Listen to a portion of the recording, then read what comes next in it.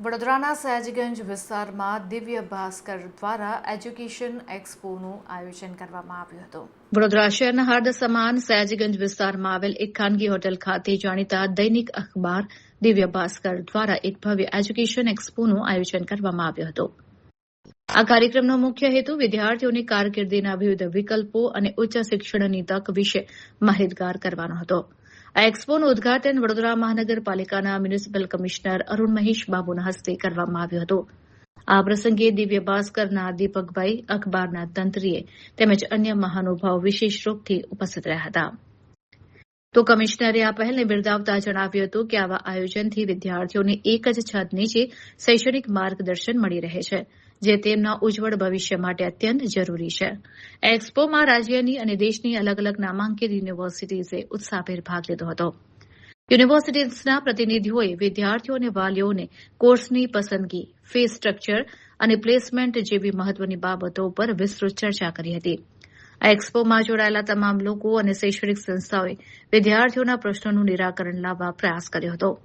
મોટી સંખ્યામાં યુવાનો અને વાલીઓએ આ પ્રદર્શનની મુલાકાત લઈ માર્ગદર્શન મેળવ્યું હતું. આજે દિવ્ય ભાસ્કરના એજ્યુકેશન એક્સપો વડોદરા ખાતે સૂર્ય પેલેસમાં આયોજન કરવામાં આવી છે. બહુ સારું એક ક્ષણ છે કે દિવ્ય ભાસ્કર ગ્રુપે આવા એક રેસ્પોન્સિબલ જર્નલિઝમ સાથે સાથે રેસ્પોન્સિબલ એજ્યુકેશનને પણ એક એમની ઓબ્જેક્ટિવમાં લીધેલા છે.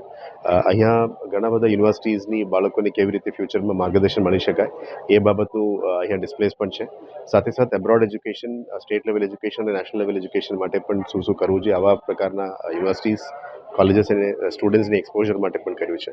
સારા એક છે કે government universities like MS university, doctor Baba Saheb Ambedkar university બધા પણ અહીં હાજર છે અને સ્ટુડન્ટ્સને ભણવા માટે શું શું પ્રવૃત્તિઓ કેવી રીતે થાય છે, અલગ અલગ યુનિવર્સિટીઝમાં કયા પ્રકારનું કોર્સીસની આયોજન અને અલગ અલગ કોર્સીસ મારફતે કયા પ્રકારની જોબ પણ મળી શકે એ બાબતનું આયોજન કરવામાં આવ્યું છે. હું દિવ્ય ભાસ્કર ગ્રુપ અને એમની વડોદરાની એન્ટાયર ટીમ અને અભિનંદન આપીશ કે આવા એક ઉજ્જવલ આયોજન આપણા વડોદરાની ફ્યુચર માટે પણ સારું છે અને આપણા વડોદરાના બાળકો માટે પણ ફ્યુચર એજ્યુકેશનમાં શું શું પોસિબિલિટીઝ છે તે બધા જ માહિતી આપવા બદલ દિવ્ય ભાસ્કર ગ્રુપને ફરી હું આભાર માનું છું અને વડોદરાના મેક્સિમમ જનતાને અને એની બાળકોને પણ લઈને આવીએ અને એ દિવસનું જે આયોજન છે એક્સપોની ભાગ લે અને ફ્યુચરની ઓપોર્ચ્યુનિટીઝ પણ શીખવાનું જોઈએ માનું છું. Thank you. ये भास्कर ने इस साल भी अपना एजुकेशन एक्सपो सूर्या पैलेस में आयोजित किया है 18-19 अप्रैल. तो मेरी दरख्वास्त है शहर के सारे पेरेंट्स को और बच्चों को कि आप ये दोनों दिन भास्कर के एक्सपो में विज़िट कीजिए, एजुकेशन एक्सपो में विज़िट कीजिए और आके अपने कैरियर के लिए और भविष्य के लिए अच्छे गाइडेंस लीजिए एक्सपर्ट से. और बहुत सारे यूनिवर्सिटीज़ और इंस्टीट्यूट्स और स्टडी अब्रॉड प्लेयर्स पार्टिसिपेशन में हैं यहाँ पे. कुछ अहमदाबाद से है, गांधीनगर से है, बड़ौदा के भी दिग्गज यूनिवर्सिटी से.